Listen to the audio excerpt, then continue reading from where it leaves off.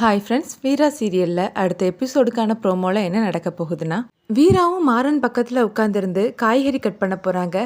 அப்போ மாறன் வேணும்னே, அதெல்லாம் நீ செய்யாத செல்லம், மிளகா கட் பண்ணால் கையெல்லாம் எரியும், பூண்டு உரிச்சாச்சுன்னா கையிலேருந்து ஸ்மெல் வரும், அதனால நீ இதெல்லாம் செய்ய வேண்டான்னு தடுத்து விடுறாரு. மாறன், வீரா, பிருந்தா 3 பேருமே சமைச்சிட்டு நிற்கிறாங்க.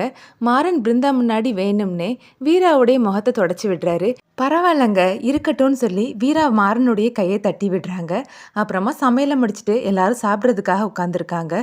லக்ஷ்மி அம்மா கண்மணி கிட்ட, நீயும் இவங்க கூட சேர்ந்து சாப்பிடுடின்னு சொல்ல, நான் என்ன விருந்து சாப்பிட்றதுக்காகவா அங்கே வந்திருக்கேன், எனக்கு எதுவும் தேவையில்லைன்னு கண்மணி கோவமாக சொல்கிறாங்க.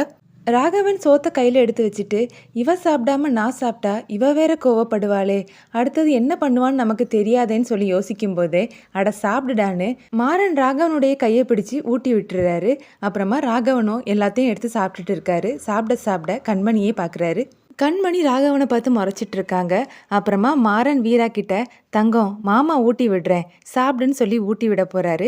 ஐயோ வேண்டாங்க, எல்லாரும் பார்த்துட்டு இருக்காங்க, எனக்கு ஒரு மாதிரி இருக்குதுன்னு வீரா சொல்ல, பரவாயில்ல மாமா தானே தரேன் சாப்பிடுன்னு சொல்லி வீராவுடைய வாயில ஊட்டி விடுறாரு. கொஞ்ச நஞ்ச பேச்சா பேசின நல்ல அனுபவின்னு சொல்லி மாறன் அவரோட மனசுல நினைச்சு சிரிக்கிறாரு.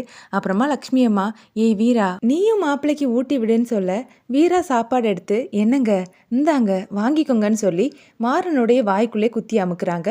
அடுத்த சீனில் பிருந்தா மாறன் கிட்ட, எங்கள் அண்ணன் எங்கள் 3 பேரையும் நினச்சி ரொம்பவே கனவு கண்டுச்சுது.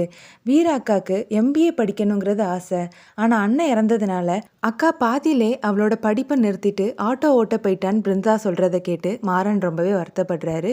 அப்புறமா மாறன் வீரா அண்ணனோட ஃபோட்டோ முன்னாடி வந்து நிற்கிறாரு. அவளோட ஆசையை நான் கண்டிப்பாக நிறைவேற்றி வைப்பேன், இது சத்தியம்னு சொல்ல இந்த எபிசோட் ப்ரோமோ முடியுது.